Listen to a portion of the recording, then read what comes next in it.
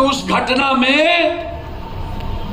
जब किसी भी व्यक्ति का बयान और किसी भी व्यक्ति के लेखनी और किसी भी व्यक्ति का चैनल और सोशल मीडिया पर बोलने का तरीका मेरे भीतर की थिंकिंग, हमारे चेहरे के प्रतिबिंब को दिखाता है। और पप्पू यादव को बोलने की पूरी आजादी है कि मैं जानता हूं 6 लाख रुपया इस शहर का सबसे सीनियर आदमी पैसा लिया, 4 लाख थानेदार, 3 लाख एक बड़ा अफसर, 50,000 एक आदमी। मुझे पता है तो कोर्ट में जब मैं लिख के दूंगा। अब आपको मैं कहने लगूं, ये बात से मुझे हम पत्रकारों को कोई अंतर नहीं पड़ता है। आपको करेंगे, लेकिन ये जरूर आप बताएं जो आपको क्या अंतर पड़ता है? मैं उस दिन किसी में नहीं था। आपने एक बात बताया कि मुझको एक पत्रकार ने बताया है, कुछ पत्रकारों ने पैसा लेके खबर को चलाया। जरा सबको एक पत्रकार ने बताया, जरा ये दिखा दी। एक पत्रकार ने बताया, ये दिखा दीजिए। नीरज पर हमला हुआ, पत्रकार के पेट में दर्द क्यों नहीं हुई? पत्रकार हैं आप, नीरज जी की बात क्यों नहीं कर रहे हैं? आपके पेट दूसरी बात की दर्द, मैं बहुत क्लियर हूं। मेरा सवाल सीधा है कि क्या दरभंगा में कल 3 हत्या हुई? ये हिम्मत आती कहां से है? एक लड़का आया विरोध का दिल्ली से और उसको गोली मार दिया गया। लड़के की उम्र 16 साल। विश्वनाथ यादव का बेटा। एक लड़का जो टेम्पू चलाता है, आप सीसीटीवी फुटेज क्यों नहीं निकाले? अंतिम बात किससे हुई उसकी? आपने अभी तक मोबाइल उसका रिंग हो रहा है, आपको लोकेशन नहीं मिला।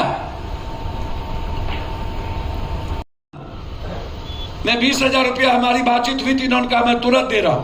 और अभी पार्टी की तरफ से 20,000 रुपया इस परिवार को।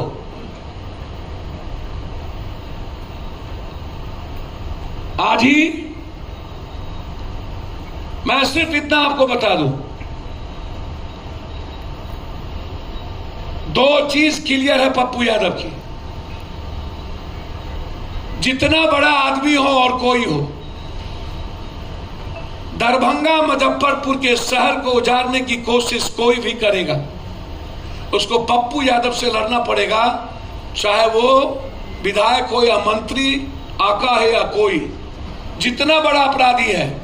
यदि 4756 के बदौलत और सत्ता के घमंड के बदौलत यदि किसी भी परिवार और किसी भी समाज को उजाड़ना चाहता हो, हम दरभंगा राज महाराज के दिए हुए जमीन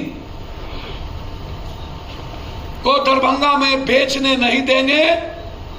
दान दिया हुआ जमीन जो बेच रहा है उसके खिलाफ चाहे वो अमेरिका भाग जाए, उसको अमेरिका तक भी चैन से सोने नहीं देंगे। भाग गया अमेरिका। और मुजफ्फरपुर की घटना में बहुत क्लियर मैं बता दूं आपको, जितनी औकात और ताकत है अपराधी लगा है। मुजफ्फरपुर की आजादी में या तो हम रहेंगे या तो वहां का अपराधी रहेगा। 7 तारीख को पूरे स्वर्ण व्यवसाय से लेकर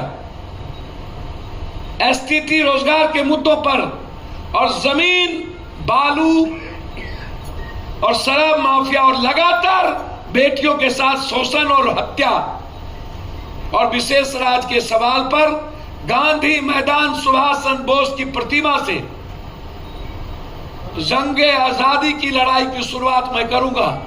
शुरुआत होगी बालू माफिया के खिलाफ पदयात्रा 7 तारीख के बाद गया के धरती से। जब तक बालू माफिया को, जमीन माफिया को मिटा नहीं देंगे, तब तक हम दिल्ली अपने घर में कदम नहीं रखेंगे। इस संकल्प के साथ निकलेंगे हम गया से।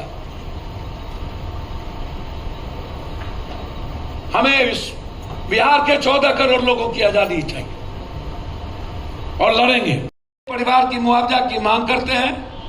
एसपीडी ट्रायल, अविलंब गिरफ्तारी, दोनों हत्या, बिरोल और इस घटना की टेम्पो चालक तीरे हत्याकांड में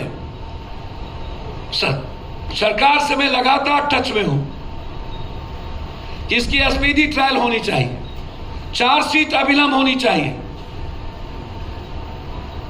और उस परिवार की सुरक्षा सबसे महत्वपूर्ण है।